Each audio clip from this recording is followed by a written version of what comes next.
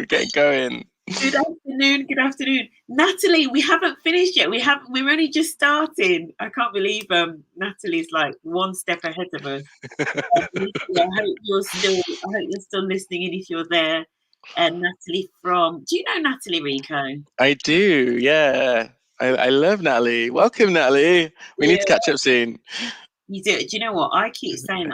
I bumped into Natalie on like a call. I want to say like it was some sort of like panel or something during COVID, and I sort of said, we definitely need to connect, and then we haven't got around to it yet to this day, but hopefully at some stage we will do. I'm going to make sure that Natalie's on in a second. I'm going to see if I can go on and actually reply to her. But welcome, Rico. I was just literally saying that you are the only person that I've ever had twice.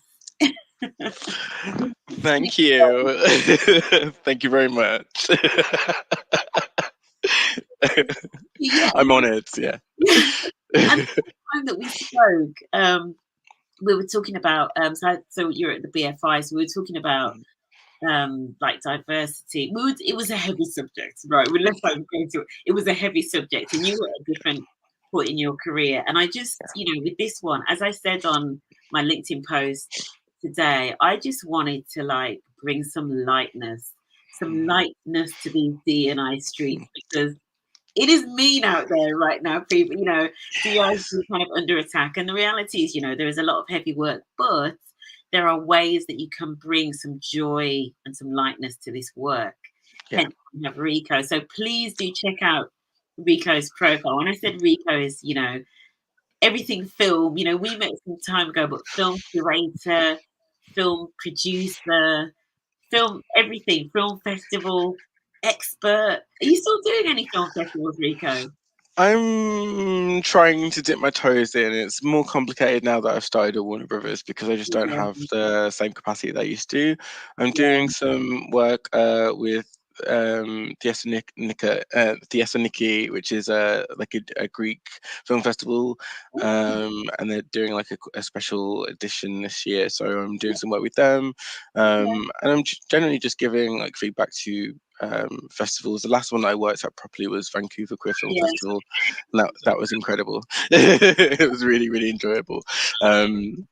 Charlie, who was my line manager throughout that, is such an incredible human being, and I really enjoyed working with him.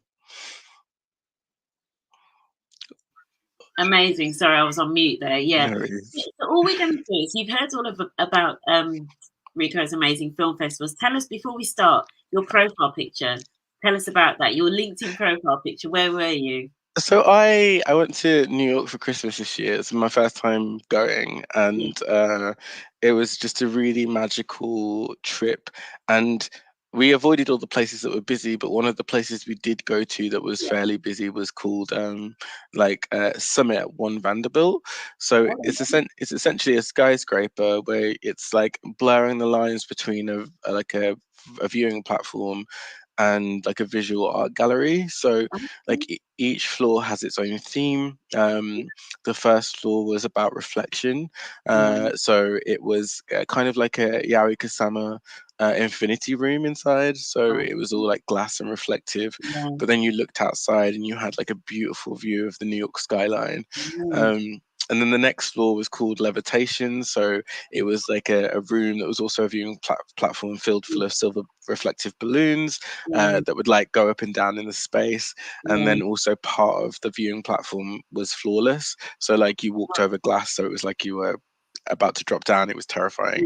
I kind of like stood over the glass and was like, I need to get away. And then the last floor is like a relaxing space, like a bar situation. And it was just a really nice way to see see New York. That still felt like creatively engaging, and that was really nice. I'll have to add that to the list, definitely. Yes. And if you don't follow Rico already, you need to, because I remember, one of the conversations we had where you sort of like explained to me almost like how you were drawn to storytelling. Do you know what I mean? Like the medium of telling stories, whether it be, moving pictures or in a book or whatever. Something really powerful about storytelling, isn't there? Do you know what I mean? I agree. Yeah, I always kind of say stories are my first love. I'm Mhm. incidentally working in film, but I care about stories and the Yeah. manifestation of stories because my first love was actually novels and getting lost in stories and the kind of escapism that goes with it. And I feel like, especially now, Mm. with society being the way it is and how heavy the everyday is, like Mm. that escapism and the pure creativity that comes with escapism is really, really like important. And like the ways that you get that, I think as we've become more of a global society, I think the ways that we engage in culture and storytelling Mm. has become more expansive. So yeah, yeah. Yeah, and I love the way though that you sort of link culture and storytelling, because I mean storytelling on it. So you know we could have just done a whole LinkedIn live just on storytelling and almost the magic that is in storytelling. Often when I talk to companies, I talk about the fact that when we are teaching or we're passing information on or we're trying to get people to understand something, how important storytelling is cannot be underestimated in terms of just the neuroscience of it and all of that stuff. Mm. um, which is why when we get to this space, in terms of the power of the arts and creative media and storytelling and all of that around inclusion and understanding more about the world and other people, it's almost what it was made for, right? It's almost, Yeah, absolutely. I think a really good example of, well, I've got two really good examples of that. The first one is yeah, like I watch a lot of anime at the moment. I'm watching a lot of anime at the moment, okay. and it I'm feels not. I don't understand the world of anime. I still don't it's get all that. it's great. I like anime because there is like less of a limit on storytelling. A lot of the stories that we have in the Western world are limited by what seems realistic, whereas a lot of the kind of stories that are told in anime, Yeah, their stories aren't necessarily realistic, but okay. there's always a grain of truth in their storytelling, and it always has soul in their storytelling. So it could be the most outlandish story ever, but actually when you watch it, it's about friendship and integrity and ethics, and so it always comes back to kind of like the thing that that Japanese people value, the things that Japanese people value, because that's their kind of that's their main export, and also one of their like one of the the forms of creativity that they're best known for. So I love anime at the moment, and I also feel like because it is very real things shaped into very fantastical, brightly colored, ethereal like capsules. I Yeah, really enjoy sitting down and watching an anime because I'm not too far from reality, but I yeah, am experiencing something that's far away yeah, from reality. yeah. And I think there's also that in the presence of how we tell stories. Like Mm, one of the TV shows that I put on my list was A Murder at the End of the World, okay. which is made by like two of my favorite like creative teams when it comes to there's Zal Batman Jalij and Britt Marling, who Okay. also made the OA, and the way that they tell stories is kind of, it feels like they approach it as a puzzle. So they Mm, build it out from its kind of seed and they yeah, implement it all before they even yeah. begin. And Okay. so that's really present in the way they tell stories. Like A Murder at the End of the World, without spoilers, the first scene, it opens up and one of the protagonists is is reading a chapter from her book, Yeah, and the way they set the scene and kind of reference the limited amount of attention and focus that we currently mm, have in a digital age is mm, by this main character is reading the first chapter of a book, and we yeah, start to see the crowd that had come start to filter off. They're a little bit bored, they're not engaged, and right. then as she starts to get more into the chapter and it starts to get more interesting, we see them start to filter back and suddenly the room's really full. And like I can't help but feel as I was watching that as a reference to how we engage in content now, because Mm, we have such limited time attention spans mm, that often we're on our phone until we realize that what we're going to watch is going to interest us or engage mm, us, and then yeah, we slowly make our way back to it. So yeah, yeah, I think the way that we tell stories now and the way that we access content is yeah, changing, and so the ways those stories are being told are yeah. changing, and I find that really interesting. Yeah, I love that, and I love the way that you almost got all technical on us, Rico. The way you broke the way you broke that, the way that they constructed the story. But what's really Yeah. interesting, the way that you broke it down, and then sort of almost like, what's the metaphor, what's the learning of that thing. That is, to people that are watching this that may be thinking, we hold book clubs, or we do, a film screening or a film club or whatever as part of our inclusion strategy. It's often in those conversations, whether it is fiction, non-fiction, abstract art, whatever it be, it's in those conversations that you draw out, what's the meaning? What do you think about that? And whether it be cultural references or something else, that's where the value is, isn't it? And that's Absolutely. Yeah. And I also feel like, so I talk quite often about like curatorial justice as a practice, right?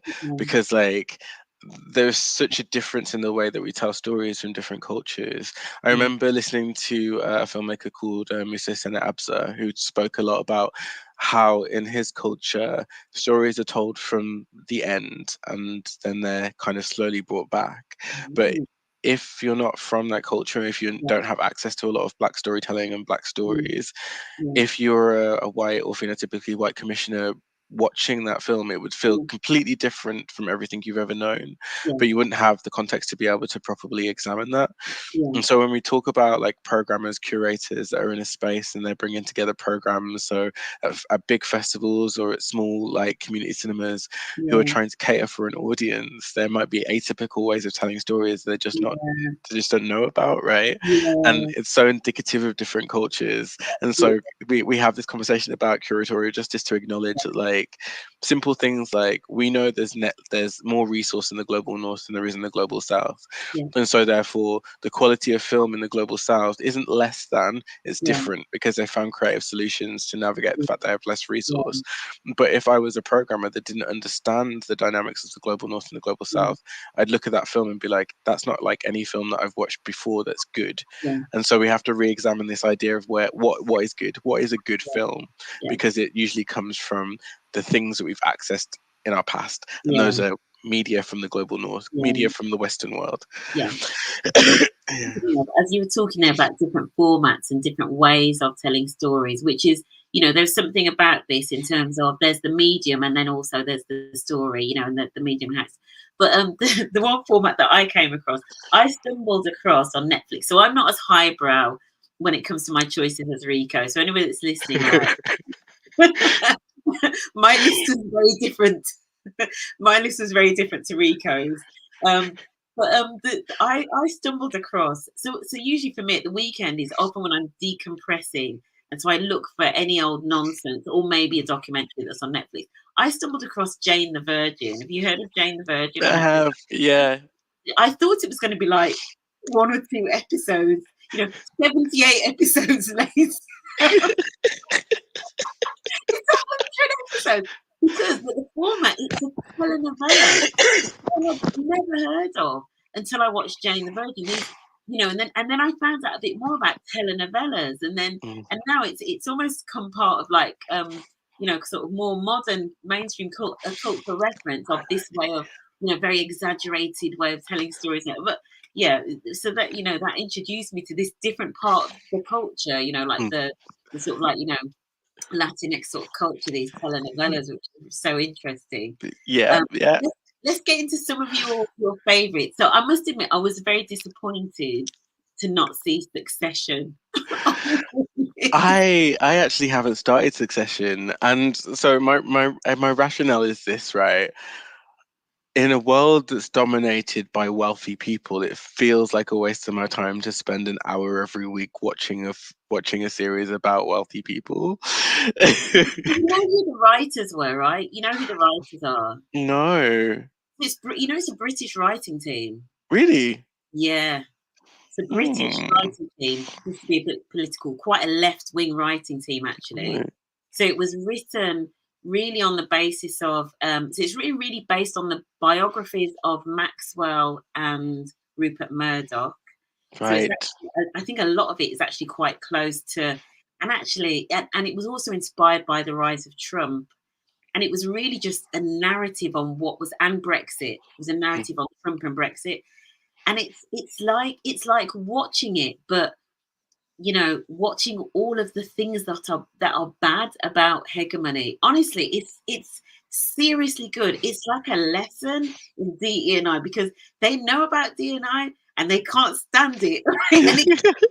Because it's almost like probably how some leaders in some organisations really just make a mockery of DNI. It's Yeah. done so well. It's fantastic. I Yeah. might when I got like, I think it's one of those that I need to binge now, because like my partner at the moment is like, well, has been obsessed with it for a really long time, and Yeah. he keeps saying like, you know, watch it, watch it, watch it, and I've been like, I will when I have the, because now it's like, what's three or four seasons and it's Four, finished. four. four I four think seasons and now it's over, so yeah. having to dedicate four seasons, Mm. yeah, but Excellent. it It's got technically it's the HBO, isn't it? So yeah. it's, I can watch it on the It is yeah. and the episodes are long. You know, the episodes are pretty long, but it is excellent. It's absolutely fun. The acting. What's the actor, the main actor that plays it's a Scottish actor. I can't remember his name. He's just fantastic. Absolutely fantastic. Yeah. I was just about to give away a spoiler, which I won't. But yeah, what else was on your list then, Rika? And this is, I guess, stuff that will kind of like, you know, open people's perspectives. You know, what Mm, so the sorts of things that maybe, you know, people that are running staff networks or whatever could maybe recommend that, you know, people watch. And then if they've got a Slack channel, they can maybe put their comments in, or if they have meetups, they could like, you know, discuss them or whatever. absolutely. Okay, so let's start with films. Yeah. Um, all What of is us strange. your top one? What was your top one?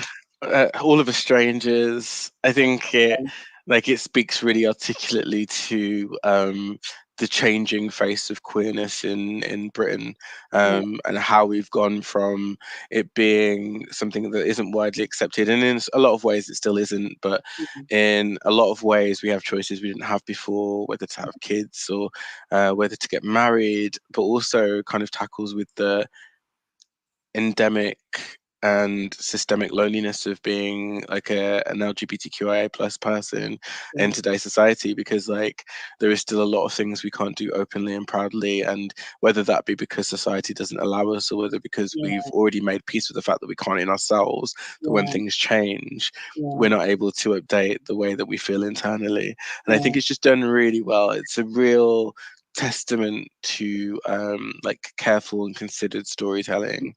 Yeah. In a lot of ways, my top two picks for those is "Past Lives" by Celine Song, Okay. because that is incredible masterclass in like very um, like how holding back the story and able to kind of slowly feed it to you, but also kind of like just very very beautiful storytelling about a like a oh no, I can't tell you what it's about without spoiling it, but definitely watch Past Lives. It was my non-queer film of the year for sure. Yeah. um Yeah. yeah, because it was just beautifully done. And I want to add on to, so when you talk about like specifically the first film that you mentioned in terms of, you know, queer film, queer culture, Mm, I would say I think a lot of stuff that we watch, even if you think about like say an EastEnders or something like that, right? And unfortunately, I mean, I haven't watched EastEnders for a very long time, but if I mm, remember way back when, you know, to when they first had, you know, sort of characters on there who were gay, it was kind of like it was you still you know, you still never really saw anything, if that makes sense. You know what I yeah, mean? yeah, yeah. I tell you what series I've loved on Netflix. I loved It's a Sin, which I think before was on Channel 4. Yeah. Amazing. Just such an education. I think not just in terms of, you know, I think an education around like the AIDS epidemic and the Mhm. legacy that it's left, which, you know, for some people the scars are still there 100%. And the other series that I love is a little bit lighter, but again, a window into you know, into more than we usually see, right? Because as you're right, in terms of public displays of affection, you don't usually see that with queer people, right? So the other series I loved was if I get it right, was it Uncoupled with Yeah, with Neil Patrick Harris. Oh, it was great. I don't yeah, like I really enjoyed that, and a lot of people didn't, right? And I was like, I know, but like for me, seeing older queer people is revolutionary, because like, you yeah, know, when we talk about older queer people, older the queer elders, like a lot of it is reduced down to the AIDS Yeah. epidemic and like the loss of a generation, Yeah. when actually this is one of the first generations we're seeing coming Yeah. into the queer elder spaces as gay men. Yeah. And so it's really revolutionary to see that on screen and just the kind of ins and Yeah. outs of it. Yeah. I've seen a couple of really good queer films this year Yeah. that speak to themes that haven't been explored historically. The Yeah. first one is Good Grief, which is on Netflix at the moment. It's written Yeah. by Dan Levy from Schitt's Creek, Yeah. and it is a really, really good example of how queer storytelling can be, Yeah. how it can be accessible, how it Yeah. can speak to lots of different themes. And Yeah. then the other one was, it's got the guy out of Big Bang Theory in, and it's about terminal illness in the queer community. So it's about experiencing a terminal illness in a queer relationship. Yeah. It's called Spoiler Alert, and it's great. It's absolutely great. Yeah, Yeah, that itself is an interesting topic, and it's interesting. Funny you mentioned that because at Symphony Hall in Birmingham, they did an event on that. On managing loss in the queer community, because there are some challenges around it. Do you know something? So yeah, really, again, which is why you watch, you consume this media. So, even if you don't have, sort of queer friends that you can go and talk to about these sorts of things, that's why you watch this media, right? You watch the media, yeah, you listen to music, because actually it exposes you to it, so that you don't then go into work and put your foot in your mouth when do you know what I mean? Like blurt something out to somebody that you're yeah. really good friends with, just because you think you're kind of being curious. Yeah, and I also really kind of see the value in. So I was really interested in university and the normalization of queer culture through soap operas, because whilst queer storylines and soap operas weren't anything really, there were that solicitous kiss and then like it was all over.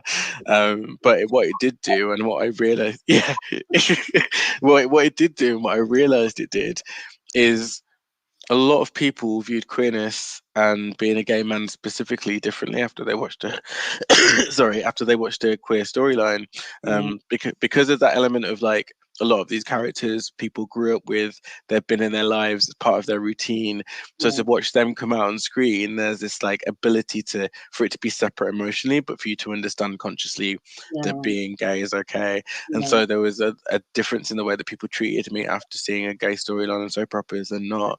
And I think in a lot of ways, film is the same, because you're able to empathize with the character because there's safety in empathizing with a character that's not real. It's not the yeah, same as empathizing with a person in real life, but it is the first step to doing yeah, that. yeah, And so I find that the more visible we are, not just queerness, I think like all historically marginalized communities, yeah, the more visible we are in media, the yeah, more acceptance and I would say tolerance we get in yeah, society. I wouldn't say acceptance just yeah, yet. I think yeah, acceptance has to come from something deeper, yeah. but it starts a conversation. It's a journey, like when I made that post this morning, I said this is what we'll be talking about, and the power to impact inclusion and create more inclusion. It's because the way that I sometimes describe it to companies is what it does when you're exposed to it, through watching it, as you say, Mm, and that empathy, it starts to rewire the unconscious biases, because obviously we've all yes. been conditioned for years and years and years because of the media and all sorts of things, and a little bit of the amygdala and how it operates because of threat and all of that. So Yeah. we're conditioned to be on heightened alert for difference. And then, there are particular stereotypes about certain groups that the media have then reinforced. So actually to rewire that, part of that is just that exposure, as you say, seeing something as ordinary rather than something that you don't understand, don't see, and therefore fear. And this is what we're talking about, man. The power of this. I feel it would be remiss of me to not mention the one particular film which we all know is a bit of an oldie, but Moonlight. I think in terms of Black queer culture, Yeah. because the layers and the layers and the layers of that film, like Yeah. yeah, Yeah. man, it And really. also the way it's told so tenderly, although Yeah, it is about queerness, it is about masculinity, but it's also told with like a tenderness and a soft touch. yeah, Like I have yeah, to say, I have to give props to like like A24, they're doing it. They are doing it. They're my favorite production company at the moment, and I'm obsessed with most of their work. And masculinity, it's interesting you say that, the masculinity point around, and Black masculinity in particular, through that film, almost like park the queer storyline in particular. But if you think about the characters in that, in terms of Black masculinity, you think of like it was Mahershala Ali, wasn't it, that played like sort of father figure who just sort of disappears one day, and all of that, and the main character, can't remember the actor's name, wearing like the grills and all of that stuff. Yeah. Hip hop music, all of that. So many layers. So there's a lot in there. What about music? What about music? Okay. Let's go on. Music. So I'm a little odd with my music taste because I listen to things here, there, and everywhere. Okay. I am. I don't know what Beyonce's fans are called. You weren't into like the Renaissance. You weren't like a Renaissance person. I liked Heated by Beyonce. I mean, I like the whole album really, but like when you kind of get to the end of the year and you've played it out and you're like, oh, actually, I can't listen to it anymore. Like that's how I've got with Beyonce's new album. But Heated is still a song I can put on all the time. I'm listening to a lot of upbeat music at the moment because like the times where I listen to music are during my commute to work, on my way home from work, where I need to give myself a little bit of energy to get home. And then sometimes I listen to music at night, but the music that I listen to at night is completely different from the music that I listen to at the day. I'm really obsessed with like Sonlux as artists because the way that they construct music is really orchestral, and kind of their vocals and the way that they pull together music is like it's like a blur between contemporary and classical. It's really beautiful. But like during the day, I'm listening to pop. I'm like, really like Orion's at the moment. Like the way that they their voice versus their kind of production of their songs is really interesting. I love. For you, Rico, I have a question. Yes. Taylor Swift, overrated or not? Yeah, I mean, yeah. You're not asking that. You can tell what I think, right? I mean, mad for these tickets. I'm sorry. I don't get it. I kind of like like I said, I'm about stories, so really lyricism is what I respond to. And there's something about the way that Taylor, to me, sorry Swifties, there's something that about the way that Taylor writes songs that feels a little juvenile. It's kind of like it's not for me. It's not for me. I don't see my lived experience in her lyrics. I don't understand her perspective. I don't think I can. And also kind of like I think there's that parallel with like the things that she's writing are very accessible for people that have been through breakups, especially as a woman, and having dealings with men. But I don't feel like those are necessarily like things that are parallel to the queer experience. So when I listen to it, I'm like, okay, it's not really like that for me, babe. I'm going to house party tomorrow. If she's listening, she'll know. I'm going to a house party tomorrow, which apparently is a kitchen disco, and it's going to be a lot of Taylor Swift. And I was like, okay, we'll see how long I last. Oh, I'm sorry about that. I'm sorry I'm sorry that's happening to you. But no, I tell you the other some of the other things that I've watched. You talk about like especially in the LGBTQ space, Glamorous on Netflix and Pose. I mean, Poses were like one of my favorite shows because New York ballroom culture and all of that sort of thing. Anybody, if you are watching RuPaul's Drag Race and you love it, you need to go back and check out Paris is Burning and Pose and all of those things to really kind of understand, because we see the ballroom culture and we think, oh, it's it's a lot of fun and blah blah blah. Actually, when you go back and like read some of the stories and why they had the houses and all of that, it's a real education. Do you know what I mean? But it's not all just like categories, do you know what I mean? There's a real kind of hardship and struggle behind those stories. I really like Pose, and I haven't finished the last season yet, just because I've Right. been so overwhelmed, and there's so Yeah. much new content coming through that like I Yeah. find it really difficult to go back to something that I started Yeah. watching, because I feel like I have to watch it from the very beginning to be able to Right. get all of those emotions back. Yeah. So yeah, Yeah. I'm due a rewatch of Pose from the beginning, I Oh, think. oh, Margaret Wellington's one. I loved Pose. Yeah, Pose is amazing. I mean, my favorite character, Pray Tell. Pray Mm, Tell. yes, Also, yeah. about music as well. The thing that I've been listening to quite a lot. I'm not massively religious, even though I Mm, was sort of brought up religious. But I've been listening to a podcast lately, which is Closet Confessions, and again, another way of really getting into the worlds of people that are not like yourself is podcasts, because mm. it's real long form, conversation a bit like this.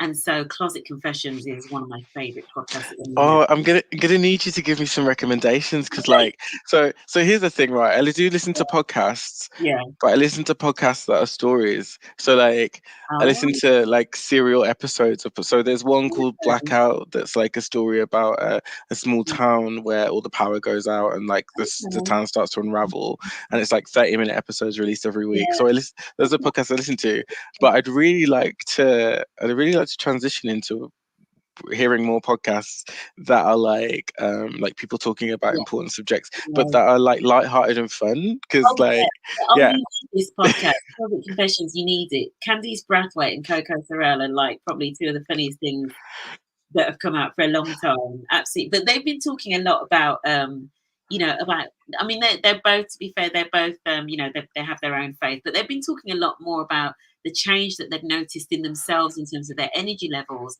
from mm, listening to gospel music. Because gospel mm, music, it has a certain, certain vibration. You know what I yeah, mean? yeah, And yeah, I've been listening to some of it recently, and really going back more to my childhood, my youth, and so that's been quite interesting. And mm, something actually we don't talk about a lot at work is faith. Faith and religion. You yeah, don't want to get into it, but mm, yeah, gospel music, or kind of other faiths in terms of some of the music and other forms of kind of worship and praise and all that. It's all really interesting. It really is kind of an insight into other people's worlds. yeah, yeah, absolutely. I feel like I've never heard that about gospel music, but something in me does understand. Yeah, Something in me kind of is like, yeah, I don't know, that makes sense. yeah, I think it's like when people, I think you don't necessarily have to get it from religious forms of music, but like mm, when people sing with like a joy that's bigger than themselves, like yeah, you yeah, do feel that, and you do resonate with that. yeah, And yeah, I think that's why I'm listening to a lot of joyful music at the moment, just because yeah, like, again, the world around us is so dark at the yeah, moment. It's yeah, nice to have that place you can dip into that yeah, feels good. yeah, And you can tell when someone's singing from the heart, singing from the very kind of like yeah, foundations of their being, yeah. because you really respond to it. You get Yeah. goosebumps, and like, yeah, Yeah, yeah. yeah, definitely. And do you know what? I feel like, Rico, you've literally just brought us back full circle to where we started in terms of, this conversation. I've really enjoyed this conversation. Me too. I'm so glad that you came back. But this conversation was, yeah, how do we bring just some of the lightness and joy back into the work of D&I? Because as you say, there is some heavy stuff going on, and there's a Mm, lot of heavy lifting. I literally had a call just before this with somebody, where they're going through some real challenges. And as we were saying off camera, often, it is landing on, people that are running the staff networks who aren't even getting paid to try to push change through these beasts of organizations. So really important, if you're watching this, I would definitely say, come up with your own top 10 list of whatever. Where would you, if you would you recommend people start with like a top 10 films, or a top 10 books, or a top 10 albums? Which one would you go for as your? I think music is the easiest one for people to start with, because I think everyone listens to music some of the time, Yeah, even incidentally. yeah, And I would move on to maybe do a top five films. yeah, Not everyone watches a lot of films per year, so it might be that yeah, like your top five is the only five films you've seen this year. yeah, Um, I would give yourself a target for books. Books are mhm, really hard to it's really hard to take space and time to read books, but yeah, when you do, it's so rewarding. And I say this as someone that like, I'm obsessed with books. My whole history has been books. I love stories. I write in my spare time, but I genuinely had gone 2 years without picking up a book before this year, Yeah. just because I hadn't had time. I'd listened to audiobooks. It's not the same. You need Yeah. to sit down with a book and really have that space, because what it does is it takes away from what you're doing and it puts you in a space where the book is the only thing, and Yeah. that's equal to meditation. Yeah. When you're listening to an audiobook, you're still doing stuff as you're like Yeah. listening to that audiobook, but like taking the space out for you is unlike anything else. I feel So very attacked. I'm a, I still I still listen to audiobooks when I don't have the time, but like I'm trying to make the time. Yeah. audiobook person, but you're totally right. It's a Yeah. totally different experience. And actually, especially if you are a really busy person, it's a good way of actually, it's almost a bit of self-love, because I'm just going to take that time out. I'm going to switch off and I'm going to sit with a book in my favorite corner in the chair, Yes. and get Yeah.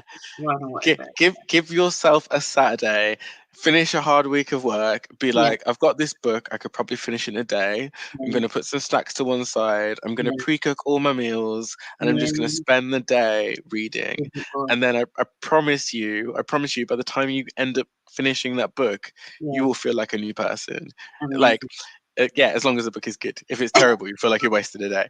But but if the book is good, you will end that day Yeah, being like, yeah, oh, yeah, yeah, yeah. yeah. And if you were recommending one book, so this is where we're going to finish. If you were recommending that one book that somebody spends their time investing in that day in the next quarter, what book would you be recommending? The body keeps a score for sure. I think, Oh, that's hard, man. but I think that like there's such a catharsis in understanding your own trauma. And Yeah, even people that think to themselves like, I haven't been through trauma, I haven't been through anything difficult. yeah, The way that you register trauma is specific to you. If you've never been through yeah, something difficult, then something that you might be from an outsider very yeah, not difficult might be something that's actually quite yeah, difficult for you. I started reading The Body Keeps a Score and I finished it recently. And I mean, I'm already very self-aware of myself emotionally, but like the mm, things I learned from that book and how to negate some of the harm that I was incidentally doing to myself mentally was yeah, invaluable. That's one that I think is for everyone. The one that I'm going to give, one I want to recommend yeah. is yeah, Since I Laid My Burden Down by Brontes Parnell. And Oh, actually, I saw that. I'm gonna give two, because one's called 100 Boyfriends, one's called Since I Laid My Burden Down. And Since I Laid My Burden Down is about a queer black guy that's Mhm, going home for the funeral of a distant cousin and has to okay, reconcile with his queer identity and the reasons that he left home, while yeah, also simultaneously reconciling with the love he still has for his family and the memories he has of spending time with his family. yeah, Really well written. It's so kind of fresh in the way it's written. It's not mm, sensationalized at all. It's really frank. It's really yeah, honest. And then Brontes Parnell released another book after this called 100 Boyfriends, which is like it's like the joyful B-side of Since I okay, Let My Bed Down, yeah, because it's all like anecdotal stories yeah, about like little kind of like interactions he has with various different men, and it's very yeah, kind of like it's very interesting. no, There's like there's a story in Since I Laid My Burden Down, actually not in 100 Boyfriends, actually mm, it's in one of them, where he ends up meeting up with like a Swedish guy mhm, that he has like a relationship with. yeah, And he's broke, so he's asking the Swedish guy for money, and the Swedish guy is like trying to objectify him sexually by saying, if you twerk for it, then oh then I'll no, have the money for you. And there's like he has like a crisis of conscience, because he's like, well, this is terrible, but I also need money, so what do I do? And so it's kind of like, yeah, thinking yeah, about like the reality of this. Yeah, yeah, obviously, yeah, yeah. yeah. It's great, and the way he writes is great. Oh, that's great. Those sound like really good recommendations. Most of my books are non-fiction, so I'm not going to Yeah, recommend a non-fiction because I think, yeah, if you're going to take a day out for a bit of like self yeah. and almost like meditative, sort of visualization and putting yourself, I think, yeah, a fiction book is definitely what I would recommend. Yeah, in fact, the one book I will recommend, actually, it's not fiction, but I read it last summer while I was away. I Am Not Your Baby Mother by Candice Brathwaite. That's Mm, what mm, I recommend. It's yeah, nice and light, but with with some depth to it as well. But again, the story of maternity and the British NHS and being a Black woman and all of that sort of stuff. Yeah. Really interesting. Yeah. Yeah, that was a really good recommendation. I love that. Yeah. Yeah. I'm not your baby mother. Okay, cool. Rico, thank you so much. No doubt we will be speaking again when you're at your next amazing job. How can it get any better than Warner Brothers? I'm not sure, to be honest. No, you can't say that. I don't think you can top that. Maybe A24, just because I like their content. I really like the films that they come out with. But yeah, Warner's incredible, and I love Warner. Yeah. Somebody's put in the comments, somebody listening, some amazing suggestions. Managed to write a few, but would a list be available if possible, please? Or event recording? Great conversation. This event will be recorded, so the post that was originally the event will basically turn into this recommendation, so you'll be able to check it out. Thanks for listening to us kind of just keying. Thank you. Thanks, everyone. No, thank you so much. It's been amazing. Yeah, and I hope it's inspired everybody to, to kind of have these sorts of conversations in the workplace, and and share the media, share the love. Check out Rico's original long post that kind of inspired this topic, because that really was the thing. But yeah, I was going to say, actually, maybe your next level after Warner Brothers is you start your own. You become the Black Oprah that has like an own. maybe. A production company. But no, thank you so much, Rico. Everybody that's been listening, please do watch and share, and please come up with if you got your own recommendations, post them in the comments as well. Take care, guys. Have a great weekend. See you later. Bye. Bye.